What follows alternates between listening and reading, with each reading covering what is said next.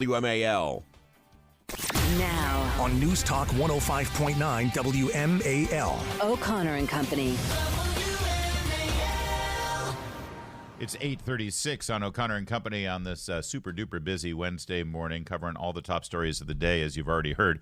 Plus a little bit more coming up at 7:05. Dr. Robert Malone on the latest COVID news. 7:35 gives us Max Eden, who was testifying on that so-called book ban hearing in the Senate yesterday. 8:05 brings us Tom Newmark, talk about the National School Walkout tomorrow. And then at 8:35, Susan Ferriccio of Washington Times. She covers Capitol Hill, a little thing called an impeachment inquiry now on the docket there. So Susan will give us all the highs and lows of that story. I'm Larry O'Connor alongside Julie Gunlock. Good morning. Whew, that was a lot. Let's relax now. We got Cal Thomas. We don't have to stress out with Cal.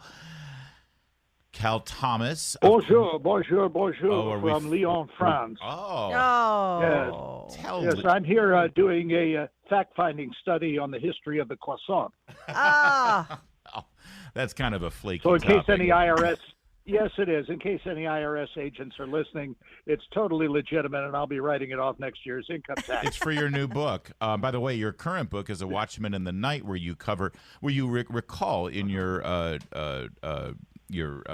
recollections about covering politics here in Washington, D.C. over the decades. So now we've got an impeachment inquiry launched by the Speaker of the House. You've seen a couple of those. Do you think, based on the evidence that's already been presented, that this is a legitimate process for the Speaker and the Republicans to take?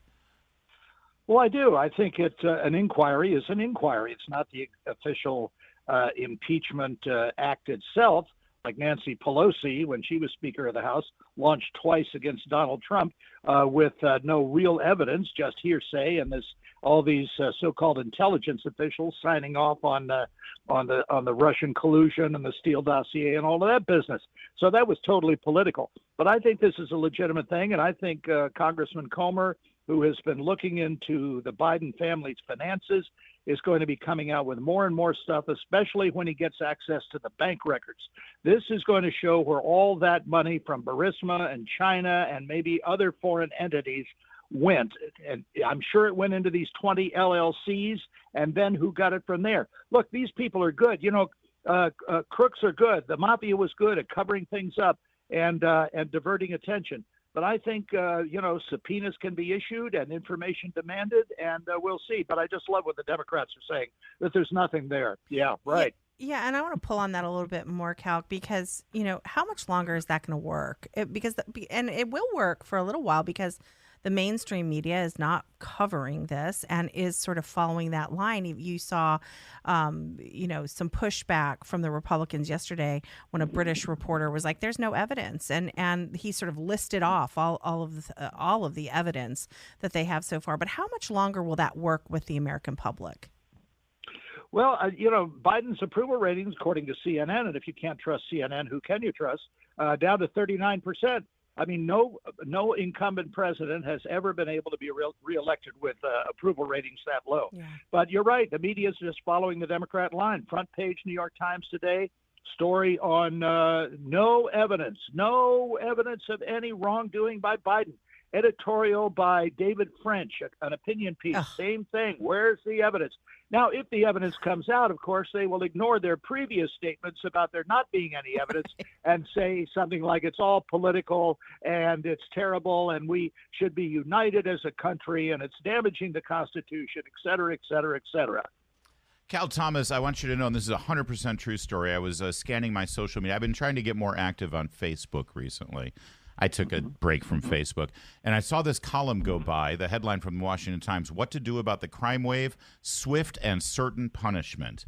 And I clicked on it, started reading. I said, this is great. This is brilliant. Who wrote this? Cal Thomas wrote it. It was your column from yesterday. But it's so right. I mean, it's not like we have to reinvent the wheel here, Cal. Western civilization has been dealing with crime, and there is a way to handle it. So go ahead, explain this to the members of the district council here in Washington who don't get it.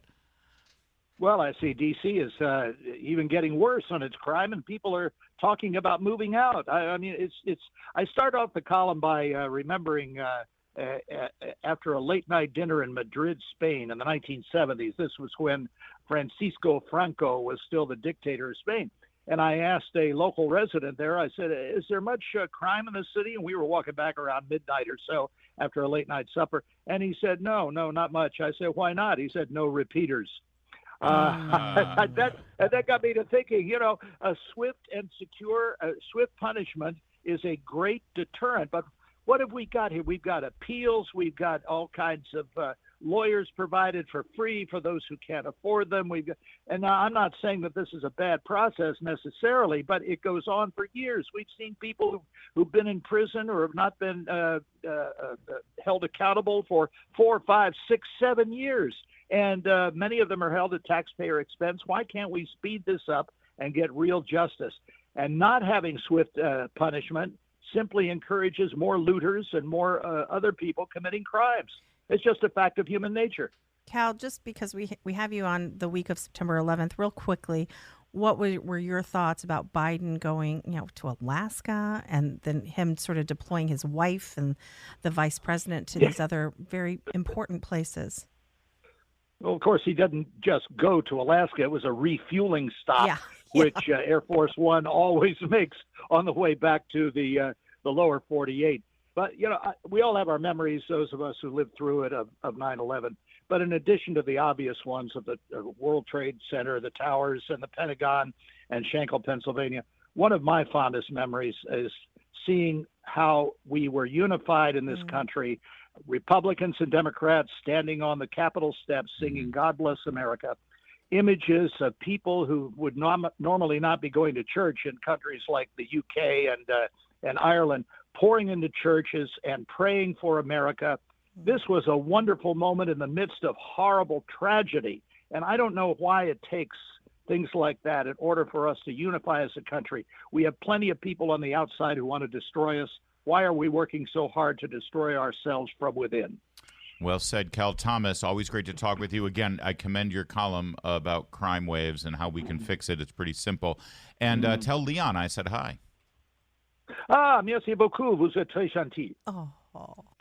It's 6:48 now as we chug along here.